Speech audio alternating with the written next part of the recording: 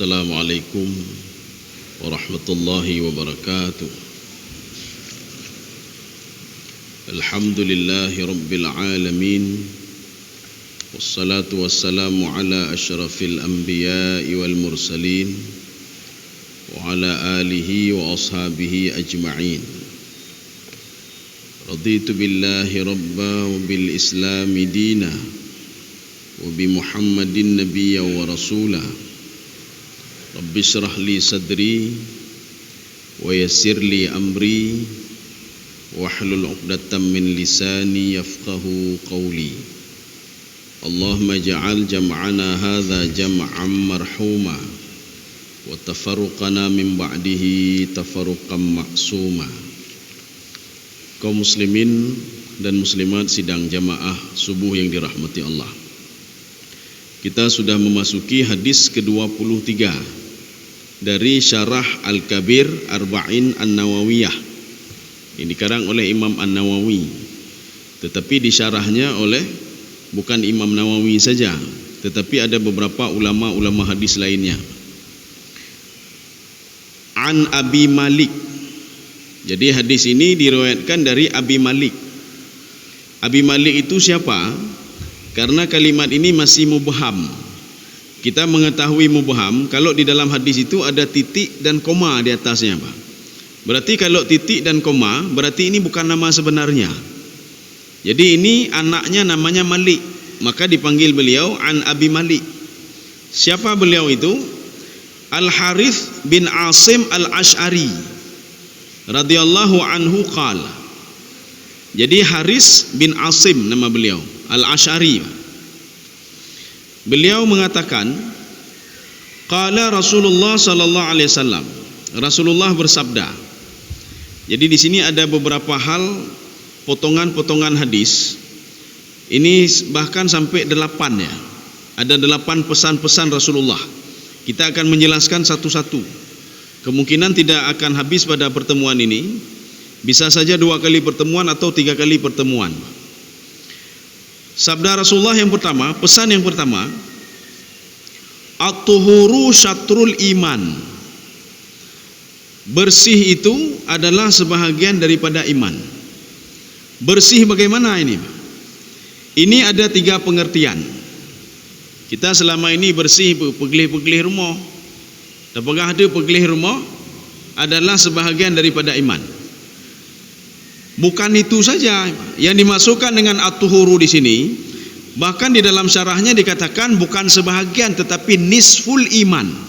Kita akan menjelaskan sekarang kenapa bersih itu, kebersihan itu adalah setengah daripada iman. Kok bisa setengah ya, Pak?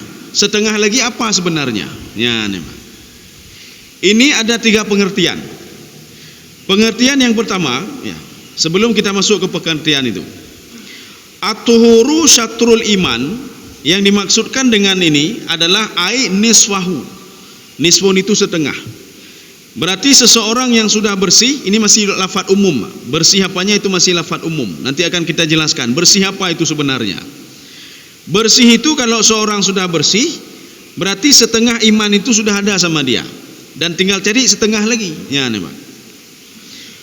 Wa dzalika annal iman kama yaqulun takhliyah wa tahliyah. Jadi iman itu dalam kajian tasawuf atau dalam kajian hadis, iman itu takhliyah wa tahliyah. Tahliyah itu apa? Mengosongkan diri. Itu iman ya, Pak. Ini sebuah istilah, simbol. Wa tahliyah, setelah mengosongkan diri, kemudian menghiasi diri, Pak. Itu iman namanya. Maka iman itu 2. Yang pertama tahliyah namanya, yang kedua tahliyah. Tahliyah itu mengosongkan diri. Kalau secara umum pegelih hidro dari syirik, pegelih hidro dari ujub, pegelih hidro dari takabu, pegelih hidro dari kueh kegop, ya, Pak. Maka tidak dikatakan orang beriman kalau menteng nak kueh kegop, ya, nih, Pak. Tidak dikatakan beriman kalau dia masih syirik pada orang lain. Ini yang pertama. Yang kedua setelah itu tahliyah. Tahliyah ini bagaimana? Menghiasi dirinya, Pak. Apa? Dengan akhlak, dengan ilmu, apa saja. Itulah iman itu. Iman itu 2. Tahliyah dan tahliyah. Yang dimaksudkan dengan tahliyah di sini bitahuri, maka dengan membersihkan diri. Nanti akan kita lihat membersihkan diri apa saja ini, termasuk membersihkan diri. Ada beberapa pendapat. Di sini dalam syarah ini ada 3 pendapat tentang membersihkan diri itu. Kemudian tahliyah bagaimana? Yang dimaksudkan dengan tahliyah adalah bifi'li ta'at. Seorang itu taat dan patuh kepada Allah. Ini tahliyah namanya. Jadi makanya iman itu 2. Ada tahliyah, ada tahliyah. Kalau tahliyah membersihkan diri, ya, tahliyah menghiasi diri. Maka kalau kita baca Quran itu tahliyah namanya. Kalau kita bangun tahajud itu tahliyah namanya. Kalau kita bersedekah itu tahliyah namanya. Ya, kalau kita mengerjakan perintah Allah itu tahliyah namanya. Meninggalkan yang disuruh oleh Allah itu tahliyah namanya. Tetapi kalau ingin membersihkan diri itu tahliyah namanya. Hana pelai kueh ke gap, baik dengki ke gap, baik jih ke gap, baik takabur, baik ria dan lain sebagainya. Itu namanya tahliyah. Seorang qanaah, seorang tidak ujub, seorang tidak sum'ah, itu tahliyah namanya. Makanya iman itu harus ada 2-2. Kalau satu saja tidak dikatakan beriman. Seorang bangun tahajud di malam bertahajud, tahliyahnya ada, tapi tahliyahnya tidak ada.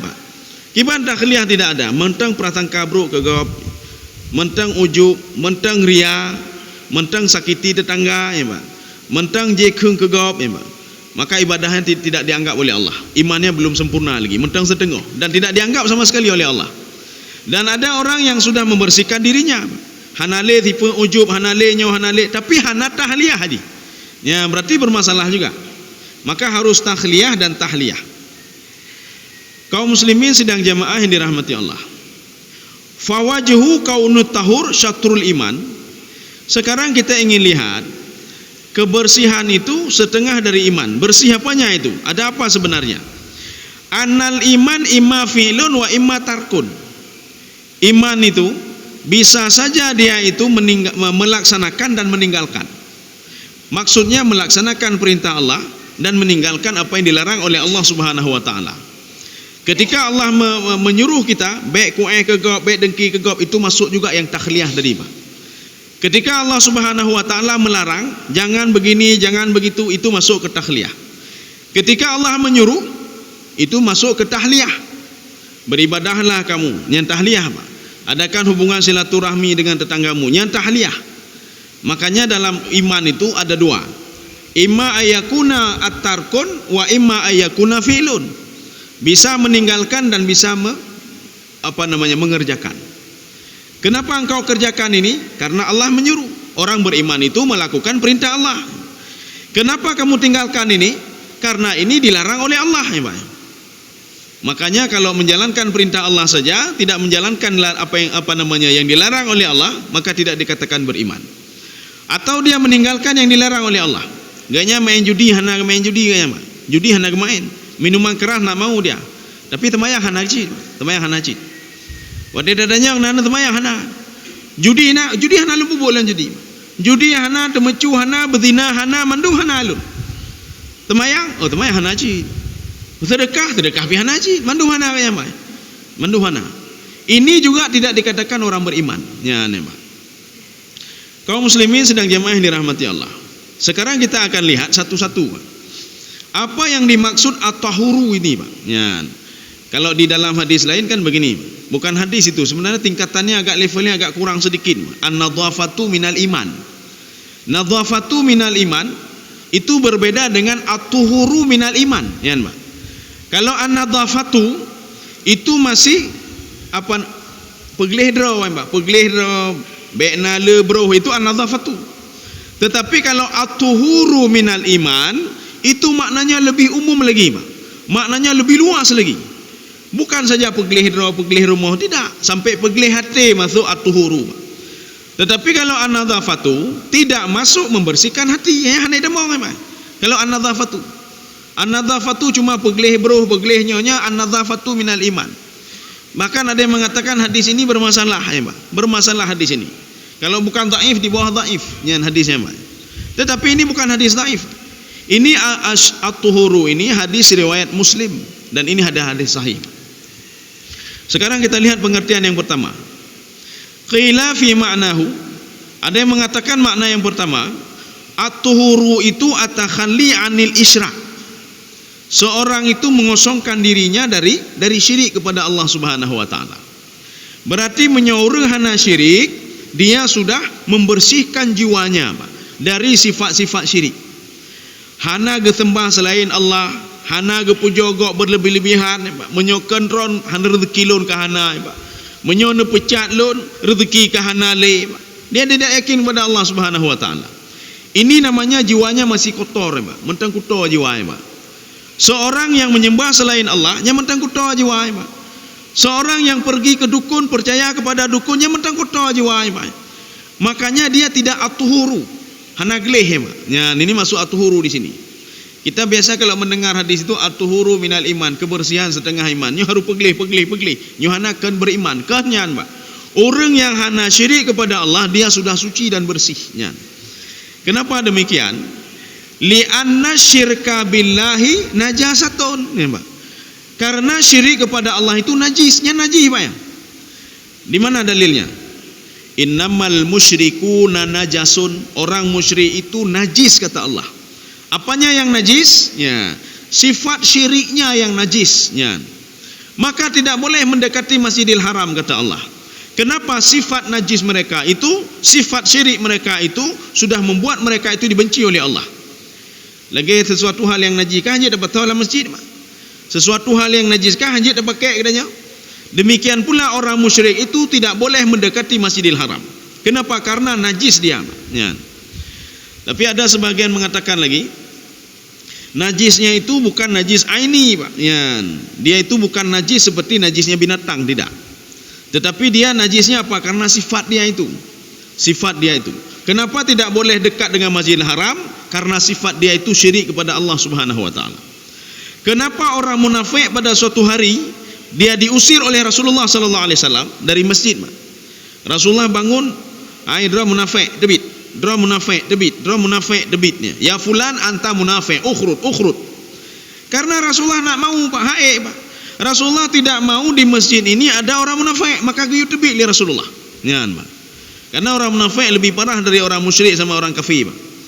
Orang musyrik jelas dia musyrik. Orang munafik, orang kafir jelas dia kafir. Yahudi jelas Yahudi. Nasrani jelas, Pak. Tapi munafik hanya jelas, Pak. Munafik itu mudzabdzabina baina dzalika la ilaha ulai wa la ilaha ulai. Orang munafik itu dia kadang-kadang begini, kadang-kadang begitu. Kadang-kadang pikirannya orang mukmin, kadang-kadang pikiran Yahudi. Kadang-kadang pikiran orang kafir, kadang-kadang pikiran orang musyrik. Mandumna, Pak Ji, Pak. Jadi kemana dia lagi bunglon, maka lebih parah dia, Pak, orang munafik. Ini makna at-tahuru yang pertama. Kemudian yang kedua, wa qila anna ma'nahu anna tuhur li salah syatrul iman. Yang dimaksudkan dengan bersih di sini adalah seorang ketika ingin melakukan ibadah salat. Mana itu? Itulah berwudu. Maka berwudu itu, al-wudu'u yang dimaksud di sini at-tuhuru syatrul iman, maksudnya al-wudu'u li salati syatrul iman. Berwudu itu untuk mendirikan salat adalah setengah daripada iman. Kiban tak maknanya, Pak. Seorang kalau tidak ada wudu hanatah temayang, sehebat apapun salatnya. Ulun salat ka khusyuk ba Allah Subhanahu wa taala, ka khusyuk ulun. Tapi itu berwudunya salah, maka ibadahnya ditolak oleh Allah Subhanahu wa taala. Maka Imam Ibnu Katsir dalam tafsir beliau sudah mengatakan, bukan beliau saja, ada beberapa penafsir yang lain, Pak.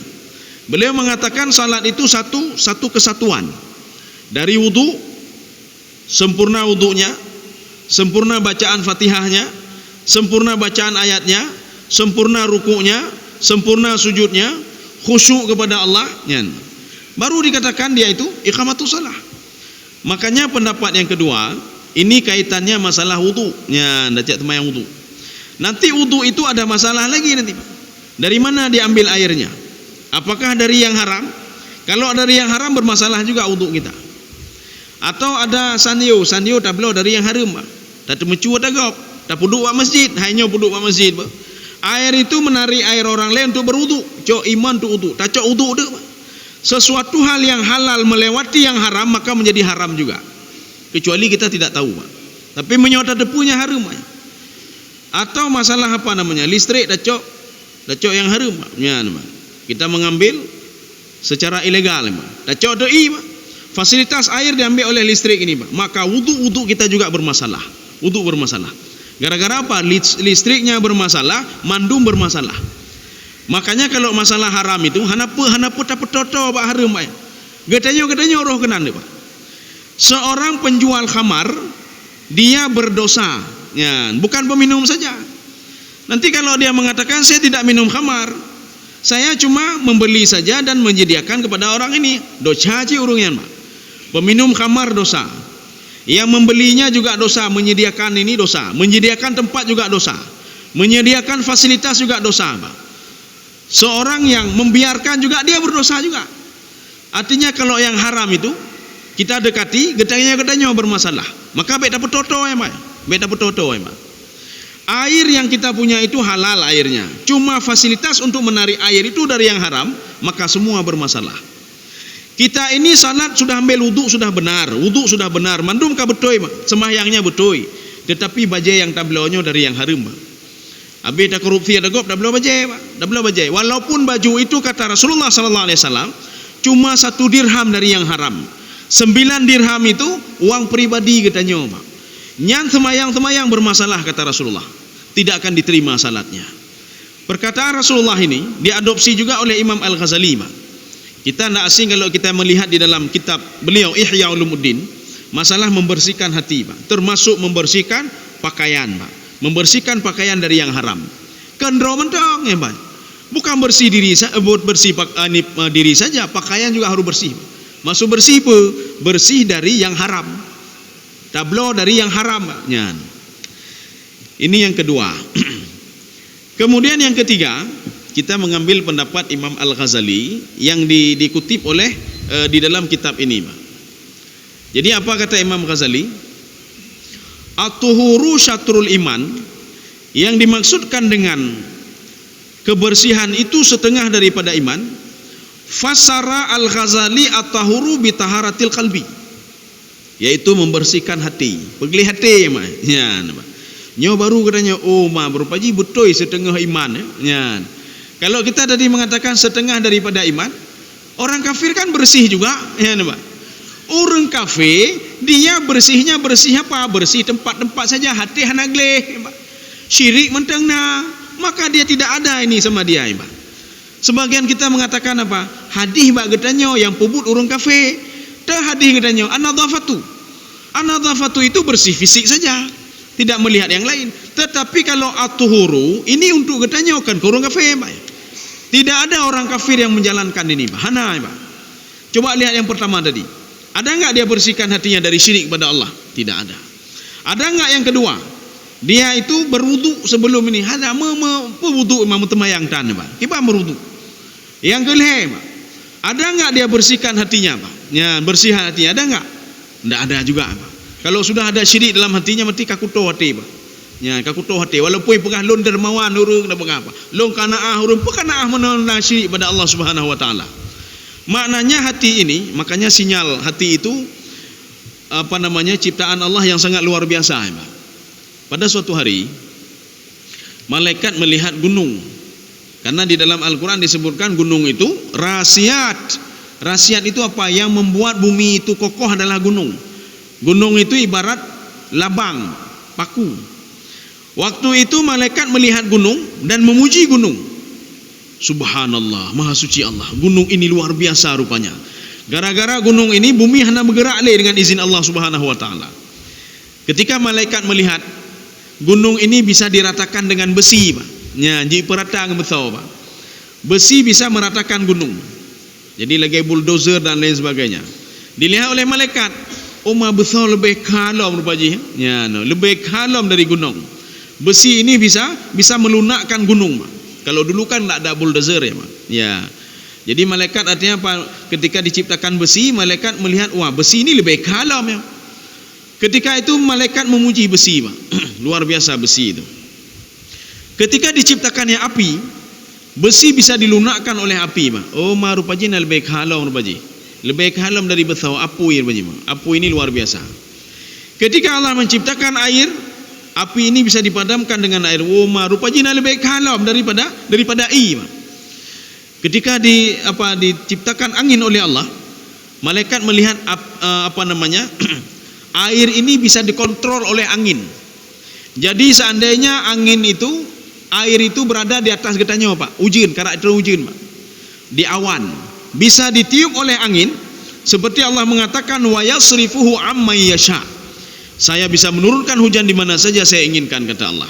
Artinya angin itu lebih dahsyat lagi daripada hujan, air. Waktunya malaikat bertanya kepada Allah. Malaikat bertanya kepada Allah, ya Allah, saya makin bingung ini. Sebenarnya yang paling kuat, yang paling dahsyat itu apa? Dijawab oleh Allah, bukan gunung, bukan besi, bukan api, bukan air, dan bukan angin. Jadi apa juga ya Allah? Hati manusia itu lebih dahsyat sekali. Hati manusia lebih dahsyat dibandingkan yang lain. Makanya seseorang itu kalau ingin khusyuk dalam salat, kenapa tidak pernah khusyuk dalam salat? Menyo mentengna penyakit dalam hati, nya katutah temayang tayong Pak. Tutah temayang Pak. Pakipan supaya katanya mangat dan temayang, hilangkan dulu penyakitnya nih Pak. Kita mobil kita kalau ndak kita servis naknya hana pun dak pegah, hana pun dak jampi-jampi ya Pak. Hana pun ini rajah dia motor, putar rajah le Pak nyokan dengan to yang punya rusak ya Pak. Hana pun dak rajah ya Pak. Pegleh le mesin, peglehnya, wateka pegleh tajak pi mangat mendum mangat nih Pak. Jadi begitu juga. Hati ini dahsyatnya apa? Sedikit saja kesalahan yang ada dalam hati, nyanyi kaji dengan Allah ya Pak. Dia sudah jauh dari Allah Subhanahu wa taala. Maka bagaimana caranya? Tamu tasbih tebi-tebi dengan subhanallah, alhamdulillah, wa la ilaha illallah, astaghfirullah. Dan istighfar Allah. Untuk pegelih hati mekreh bacu-bacu, ya. Makanya hati ini dia tidak hebat kalau dia masih ada kotor sedikit, hana hebat ya Pak. Bersihkan dulu kotoran itu Pak. Ya. Yang busi katanya macam nak kotor bacunya hamba-hamba je Pak. Pergi banjaran, tak pegelih hilang Pak. Allah bah lagi sampai ju. Maka tak akan pernah berubah Pak. Kecuali dia dibersihkan dulu, diservis dulu, bersihkan dulu. Maka hati begitu juga. Hati tak servis Pak. Bahkan katanya motor katanya tak servis sampai Pak. Bahkan kendaraan tak servis sampai, oli dah gantung sampai. Bahkan hati hantar dah gantung oli Pak. Bahkan hantar tak servis hati Pak. Ya. Makanya menyomedakdu yang berarti penyakit hati Pak. Nah penyakit lah hati Pak. Hati ini memberikan sinyal terus Pak. Ada penyakitnya. Kaum muslimin sedang jamaah yang dirahmati Allah. Ini makna taharah tadi Pak. Dari apa bersihkan hati, dari apa ya? Minal khulli. Khullinya daripada apa namanya? Khulli wal hasad. Daripada buruk sangka kegop, dengki kegop. Nya ada pegelih Pak. Nya menyomentang nanya berarti iman setengah hana iman baganya. Walaupun enggaknya kagak temayang, kagak mentedekah dan lain sebagainya. Tetapi kalau masih ada sifat dengkinya, sifat al-khullu, maka hanaga berhidungkan oleh Allah. Ya ni Pak. Wal hikdu wasairu amradil qalbi. Ya, jadi masuk dengki juga di sini, hasad, dengki dan berbagai penyakit hati.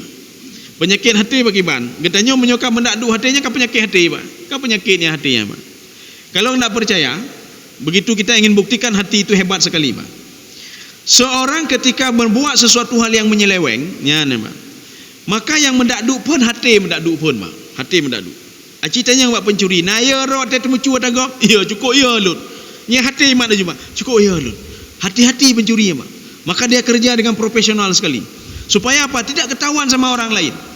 Ketika ketahuan, yang awal mendakdu hati Pak. Hati mendakdu.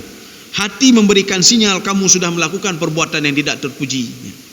Ketika katanya takeng kegap, yang duluan memberitahukan itu tidak benar siapa? Angka hati Pak. Hati beritahu katanya, kamu sudah melakukan hal yang tidak benar. Ketika kita salat, baik itu salat sendiri, salat di rumah, salat sunnah, atau kita salat berjamaah, ketika hati yang memberitahukan salat kita khusyuk siapa? Angka hati Pak.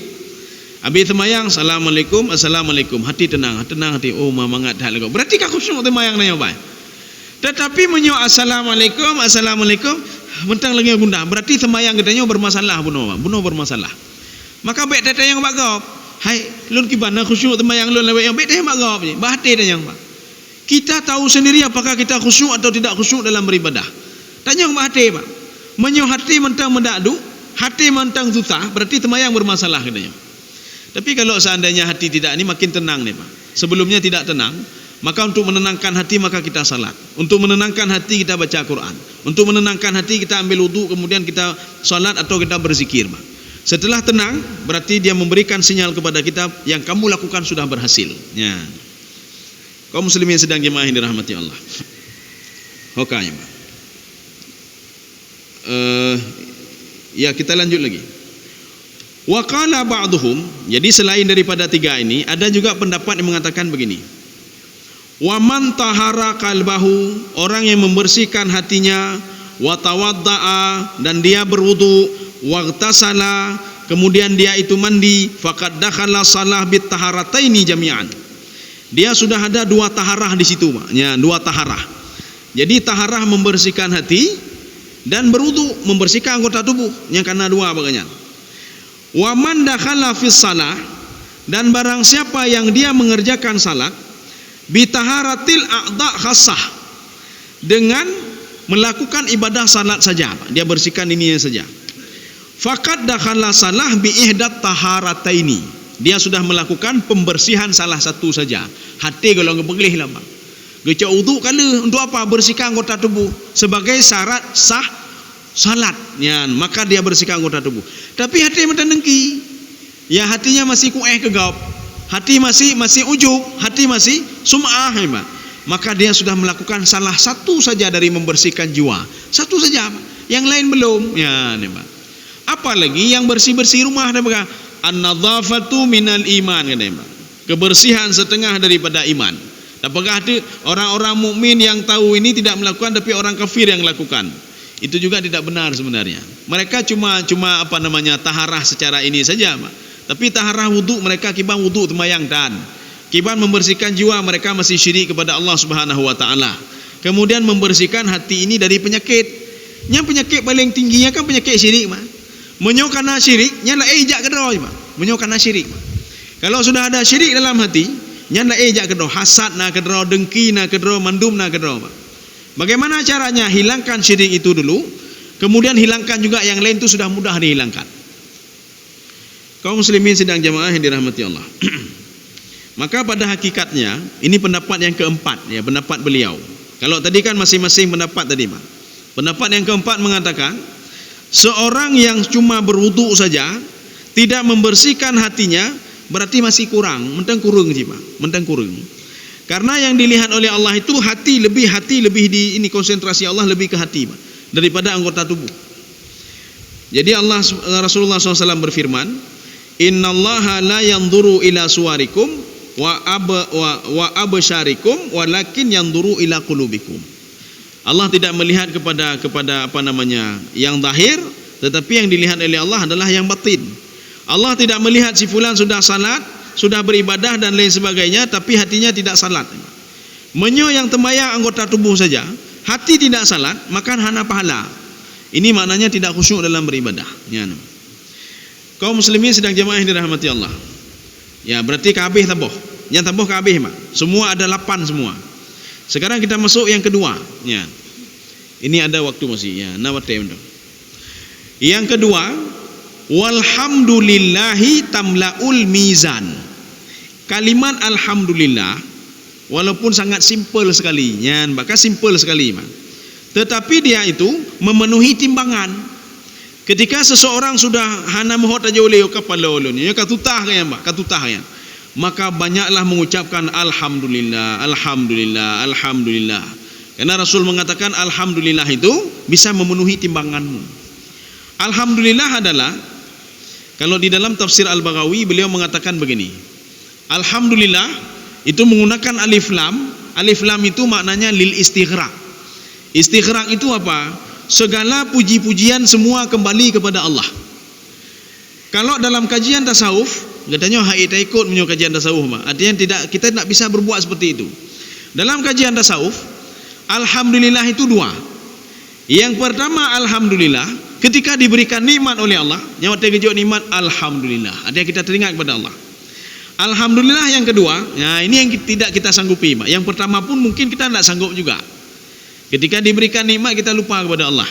Kadang-kadang ada yang teringat, ada yang tidak. Tetapi nomor dua ini susah. Tapi dalam kajian tasawuf memang masuk dalam yang kedua. Kalau tidak bersyukur pada Allah. Seorang bersyukur ketika diberikan ujian oleh Allah. Gejok sakit, alhamdulillah ya Allah. Gejok miskin, alhamdulillah ya Allah. Gejok musibah, alhamdulillah ya Allah. Yang katanya hanai tamang dalam lagi apa? Haik dah apa? Yang ketika rugo katanya, panena alhamdulillah kata temenak lagi apa? Kapalo ka rugo lu ni. Hek lu mita labah, hek mitanya tibulun ni rugo tapi rugo. Ganyan hantar labah rugo tapi kan. Datanya kiban nangku nacan tapi hanacan kan, Pak. Tapi hanacan ya, Pak. Rugo tapi. Nak pernah beliau katakan kibannya, kiban alhamdulillah ka rugo lun. Hana orang ya, Pak. Jarang-jarang, Pak. Nyo menyona tempat mengatakan alhamdulillah lun ka rugo. Ini dia kalau dalam tasawuf, dalam kajian tasawuf level-level tinggi ini, Pak. Sudah hebat sekali, Pak. Makanya Nabi Isa alaihissalam ketika mengajarkan kaum Hawariyun, Pak. Apa kata Nabi Isa alaihissalam? Ini ada dalam kitab A'malul Qulub. Ya, diabadikan di situ. Nabi Isa mengatakan, kamu harus selalu ridha dan bersyukur kepada Allah. Harus berterima kasih kepada Allah. Dalam keadaan lapang terjepit atau dalam keadaan lapang. Ketika dalam keadaan terjepit, alhamdulillah. Allah sedang memberikan pelajaran kepada saya untuk bisa menyelesaikan masalah-masalah yang lain melalui masalah ini. Nya nampak. Nah, urang lagi ya. Hana thang lagi, Pak. Cuma 1-2 orang saja, Pak. Ketika dia diberikan musibah oleh Allah, diberikan masalah oleh Allah, dia makin senang, Pak. Allah sedang mengajarkan saya untuk bisa menyelesaikan masalah yang besar dengan masalah yang kecil ini. Jadi ngurung, Pak. Ketika gejuk masalah kapalo, ka masalah lah maga. Lu urung semayang, urung tahajud, bukan gejuk masalah li Allah, ya, Pak. Tutah kanyang masalah, ya, Pak. Susah dia dengan masalah. Padahal dengan masalah itu ingin mendewasakan dia supaya dia itu bisa untuk berpikir cemerlang, ya, Pak. Dengan masalah itu. Maka Rasulullah SAW dalam mudib masalah tabe, Pak. Kaberehnya na masalah lain lah. Dia membereskan apa orang-orang beriman itu, ka masalah ngempamannya lagi, Pak. Ka masalah ngempamannya, Pak. Gengnya ngepebereh gok yang syirik kepada Allah, ka paman syirik sendiri, Pak. Ka Abu Lahab syirik kepada Allah. Ka istrinya istri Ummu Jamil, Pak. Dia syirik juga kepada Allah, ka masalah lam. Dia bereskan masalahnya, ka muncul masalah lain lam, Pak. Nabi tidak pernah mengeluh. Nabi tidak pernah mengatakan ya Allah lon Nabi dron, ya Allah lon Rasul dron. Bukan nunjuk masalah tapi ke lon, ya, Pak. Inilah bukti Allah sayang ke Nabi Muhammad sallallahu alaihi wasallam. Makanya ucapan alhamdulillah itu apakah dalam keadaan terjepit atau dalam keadaan diberikan kelapangan oleh Allah. Kita sanggup paling-paling dalam keadaan lapang. Ketika kita ini sudah berusaha penajihan supaya pegawai negeri atau penaji kuliah dan sebagainya, hana lewat alhamdulillah dah bukan hebat. Pernah enggak kita katakan waktu nak lewat alhamdulillah hana lewat lun hana hebat? Tak pernah. Kita mungkin tak sanggup. Yang kedua itu tak sanggup. Yang sanggup yang pertama itu pun hanya sebagian orang saja yang sanggup mengucapkan alhamdulillah ketika dia diberikan nikmat oleh Allah. Yang kan lumayan, hebat. Qarun ketika diberikan nikmat, tua ke pemberi nikmat, Pak. Tua pemberi nikmat. Makanya hakikat nikmat itu syukur nikmat. Asyukru laisa bidzati walakinna syukra bil mun'im. Ya, Pak. Syukur itu berterima kasih kepada Allah bukan pada bendanya, ya, Pak. Katanya kan pada benda, ya, Pak. Alhamdulillah kan lewat dan lewat pegawai negeri. Alhamdulillah kan lewat kuliah lewat. Alhamdulillah saya sudah berhasil usaha saya. Alhamdulillah tender loan kan menang. Tender tingkat kan, Pak. Tingkat ke pekana tingkat, Pak. Tingkat ke pegawai negeri tingkat, Pak. Imam Ghazali mengatakan bukan itu bersyukur. Syukur itu adalah syukrul mun'im, teringat kepada pemberi nikmat, ya, Pak. Kan kezaji. Getanya wate pulih sakit syukur. Alhamdulillah loan ke pulih loan. Ke pulih tingkat kan ke Allah tingkat, Pak. Tingkat ke pulih. Alhamdulillah ke pulih kajak kerja ada malun. Karena proyek demah. Nyonya ada proyek tapi Fiuro ada 10 juta. Kita tinggal ke proyeknya kan tinggal kepada yang membelikan kelapangan kepada kita yang sehingga kita dapat proyek itu. Ada enggak orang ketika sembuh? Ya Allah, terima kasih ya Allah, alhamdulillah. Drone kan pulih lun. Nyo kata alhamdulillah kan pulih lun. Tinggal ke pulih kan tinggal ke Allah. Alhamdulillah kan gejok rezeki lun. Rezeki tinggal, Pak. Yang dalam detiknya gejok rezeki habis ni, Pak. Alhamdulillah kan boleh lho. Dalam detik yang mati kena Pak. Ya. Jadi makanya hakikat makrifah syukru itu, makrifah bersyukur itu adalah makrifatu al-mun'im, pemberi nikmat. Apapun, Pak. Ketika anak katanya kalulu, anak katanya kanya alhamdulillah. Yang ke Allah ingat Pak. Kalau bisa, kalau bisa sebenarnya memang harus Pak. Cok wudu Pak, cok wudu. Ambil wudu, kemudian lakukan terus sujud sujud syukur Pak. Allahu Akbar. Sujud syukur terus Pak. Allahu Akbar. Baca di dalam sujud itu Pak. Rabbi auzi'ni an ashkura ni'mataka allati an'amta alayya wa ala walidayya wa an a'mala salihan tardah. Yang tengok kejut lo nikmat oleh Allah bang. Getamah lo nikmat oleh Allah. Kenapa? Karena kita itu ketika diberikan nikmat teringat kepada pemberi nikmat. Kan kepada dia yang teringat bang. Maka jadi seorang yang ketika diberikan rezeki, dia teringat kepada rezeki itu. Waktu rezeki yang gadoh, nyah nak tinggal cilik ke Allah bang. Stres, kadang-kadang stres orang bang. Dia sudah dapat perusahaan yang besar, alhamdulillah. Tapi dia teringat perusahaan bang. Alhamdulillah perusahaan saya. Karena uruh-uruh anak temayang pi alhamdulillah cik kau ucap bang. Ganya anak temayang alhamdulillah. Cik kalau uruh anak temayang, nah alhamdulillah cik bang. Kalau seandainya astagfirullah cik. Katanya engkau anak temayang nah. Temayang hana. Tapi istighfar harus bang. Harus istighfar. Harus tinggal ke Allah. Temayang tan kaya bang. Istighfar tapi astagfirullah, subhanallah ya bang. Kalau seandainya dia lakukan subhanallah yang diungkapkan di sini atau alhamdulillah, itu memenuhi mizan, menyohanai semayang hana memenuhi mizan jiban. Hana ci tamaji han rugo alhamdulillah. Menyohana semayang. Kalau dia tidak patuh kepada Allah juga, rugi alhamdulillah ini. Gen temayang tan takut tan syirik lang ke dia apa-apa alhamdulillah kajo rezeki li Allah ima. Lu tinggal dah ke Allah ima. Gen temayang tan gimana tinggal ke Allah Subhanahu wa taala. Ini yang kedua Pak. Kaum muslimin sidang jamaah yang dirahmati Allah. Ya. Pada suatu hari Nabi Musa alaihissalam bermunajat kepada Allah dan mengatakan kepada Allah begini.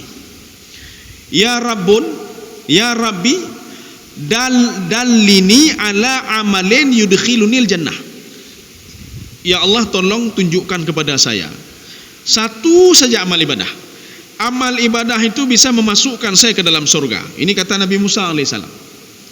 Dijawab oleh Allah, ya Musa, wahai Musa, qul, katakanlah la ilaha illallah. Katakanlah la ilaha illallah. Sudah.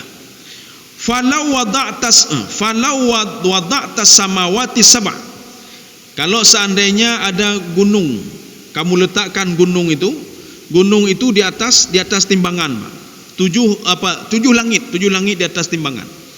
Wal arduna sab'a fi kaffatin. Atau kemudian kamu ambil bumi itu kamu letakkan juga di atas timbangan itu.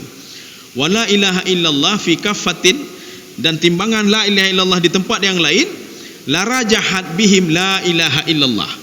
Maka akan beratlah timbangan la ilaha illallah. Maksudnya apa? Apa hubungannya dengan subhanallah tadi Pak? Subhanallah alhamdulillah, dengan mengucapkan alhamdulillah getanyo tingat kepada Allah, tidak ada pencipta selain Allah. Tidak ada yang memberikan sesuatu selain Allah. Tidak ada yang mengayomi kita selain Allah. Tidak ada yang mengangkat bala, memberikan musibah kecuali Allah Subhanahu wa taala. Tidak ada yang mematikan manusia, yang menghidupkan manusia kecuali Allah Subhanahu wa taala. Makanya alhamdulillah itu masuk ke dalam la ilaha illallah. Kita ketika berterima kasih kepada Allah, terima kasih ya Allah, itu masuk kita sudah makhluk kita anggap tidak hanayu makhluk Pak. Jadi berterima kasih bukan pada makhluk tetapi kepada Allah. Tetapi ada dalam sebuah hadis, barang siapa tidak bersyukur berterima kasih kepada manusia, dia tidak berterima kasih kepada Allah. Ini apa maksudnya? Maksudnya, walaupun rezeki kita dapat dari si fulan itu hanya sebagai wasilah saja. Jadi bukan berterima kasih dalam arti apa? Nyor rezeki dari si fulan, tidak. Rezeki dari Allah tetapi wasilah si fulan. Hanya berterima kasih apa? Kita menganggap rezeki si fulan itu berasal dari Allah, itu maksud terima kasih Pak. Ya, makanya dalam hadis itu diungkapkan, barang siapa yang tidak bersyukur terima kasih kepada seseorang, maka dia tidak berterima kasih kepada Allah. Maksudnya seorang itu harus yakin kalau seandainya rezeki yang diberikan oleh si fulan itu adalah rezeki dari Allah. Si fulan hanya sebagai wasilah. Kalau kita tidak berterima kasih, kita tidak yakin kepada pemberi wasilah, yaitu Allah Subhanahu wa taala kepada si fulan. Ya. Kaum muslimin sidang jamaah yang dirahmati Allah. Sekarang sedikit lagi Pak, karena 2 mentang sangurnya Pak. Ya, ini pagi ini 2 saja. dua pesan saja. Kemudian tadi masih yang kedua, kita ingin menjelaskan masalah subhanallah tadi Pak Hokai. Subhanallah, alhamdulillah ya, bukan subhanallah. Walhamdulillah itu mengandung 3 makna. Bahkan di situ dikaitkan antara subhanallah, alhamdulillah ya Pak. Jadi takkan subhanallah dan takkan alhamdulillah. Tapi ini jangan kita lanjutkan dulu, ini nomor 3 nanti Pak, subhanallah dan alhamdulillah. Sekarang kita alhamdulillah sajalah dulu ya. Jadi berarti 2 saja. Nanti sisanya nanti ada 5 lagi atau 6. Jadi pertemuan selanjutnya kita lanjut nanti 5 atau 6. Jadi alhamdulillah itu di dalam tafsir Al-Baghawi beliau mengatakan alif lam di situ alhamdu itu lil istighraq. Maknanya semua puji-pujian kembali kepada Allah. Baik itu pujian dalam hal yang positif maupun hal negatif. Getanyo ronyo hana meteme rezeki Pak. Alhamdulillah ya Allah. Yan bahkan dah temenak Pak. Sebagian orang kata menak kan. Habis kata menak, hana meteme rezeki dile. Tetapi ketika dia tidak dapat rezeki, alhamdulillah, alhamdulillah. Saya berterima kasih ya Allah. Mungkin engkau memberikan pelajaran kepada saya. Mungkin engkau itu sedang mengajarkan saya bagaimana cara untuk hidup itu ya Allah. Bagaimana cara untuk hidup di dunia, bagaimana cara untuk bekal untuk di akhirat nanti. Engkau ajarkan saya melalui ini ya Allah. Yang dipenuhi oleh Allah, maka selalu ucapkan alhamdulillah. Ini maknanya istighraq. Semua itu kepada Allah Subhanahu wa taala. Jadi makanya di dalam kitab Imam Ghazali juga beliau mengatakan bersyukur kepada Allah itu wujudnya apa? Alhamdulillah. Tetapi tidak cukup dengan alhamdulillah saja. Ya, kata beliau Pak. Bagaimana caranya? Beliau mengatakan la yakfi bi alhamdulillah. Tetapi caranya bawalah sesuatu hal itu demi kemaslahatan kamu dan kamu bisa mengenal Allah. Contoh, kita baru sembuh dari sakit, Pak. Kita sudah sehat. Makna bersyukur kepada Allah kata Imam Ghazali, gunakanlah sehat itu untuk lebih dekat dengan Allah Subhanahu wa taala. Maka kita sudah bersyukur. Ketika tangan kita sembuh dari stroke, karena stroke lema, gunakanlah tangan ini untuk lebih dekat dengan Allah Subhanahu wa taala, itu sudah bersyukur. Maka kalau ada orang itu dia masih menggunakan matanya untuk maksiat, maka dia termasuk orang yang tidak bersyukur kepada Allah. Karena kan kenyan Allah gayu kalian ni, Pak. Ya, kan kenyan gayu kalian. Gayu baca Quran, gayu kalian yang get-get, gayu minta informasi, gayu tuntut ilmu, ngemata yu kalian ngemata, Pak. Suruh pelajari dengan matanya gayu, Pak. Jangan hal-hal yang tidak. Berarti orang yang berbuat maksiat itu orang yang tidak bersyukur kepada Allah. Orang yang mencuri itu tidak bersyukur kepada Allah. Orang yang makan haram itu tidak bersyukur pada Allah. Walaupun ucapkan alhamdulillah, kamu menang tender pun anjika, kamu menang judi online ronyo. Judi online menang alhamdulillah ya, Pak. Alhamdulillah kamu menang judi online. Ibu ahli pencuri, Pak, alhamdulillah sudah berhasil kita curi Pak di malam ini. Kipan alhamdulillah ya, Pak. Sedangkan dia anggota tubuhnya untuk mencuri, Pak. Kemudian alhamdulillah. Maka Imam Ghazali mengatakan bersyukur itu bukan mulut saja, tetapi perbuatanmu itu hendaklah membawa kamu lebih dekat dengan Allah Subhanahu wa taala. Ini baru bersyukur namanya. Nyan, tak cukup mulut saja. Kalau mulut saja urang na temayang pi alhamdulillah. Urang temecu pi alhamdulillah ya, Pak. Makanya yang paling simple sebagai rasa syukur kita kepada Allah. Wate tapajuh makanan atau tajei, Pak. Habis dah baca bismillah, wate akhir pun alhamdulillah. Nyan dengar, Pak. Walaupun lain hai dah bubut kan, nyan mentang dah bubut le, Pak. Waktu tadi alhamdulillah ya, kita berterima kasih kepada Allah Subhanahu wa taala. Jadi saya rasa cukup sekian, baik panjang-panjang datnya, Pak. Jadi artinya cuma kita hadis 23 tetapi cuma 2 saja ya. Mungkin pertemuan selanjutnya 2 lagi, Pak. Berarti kalau 2 ini berarti 3 kali pertemuan hadis ini. Tapi kita usahakan 2 kali ya kalau bisa. Kalau tidak bisa ya itulah 3 kali pertemuan. Mudah-mudahan ada manfaatnya bagi tuan dan jemaah sekalian. Subhanakallah wa bihamdika asyhadu an la ilaha illa anta astaghfiruka wa atubu ilaik. Assalamualaikum warahmatullahi wabarakatuh.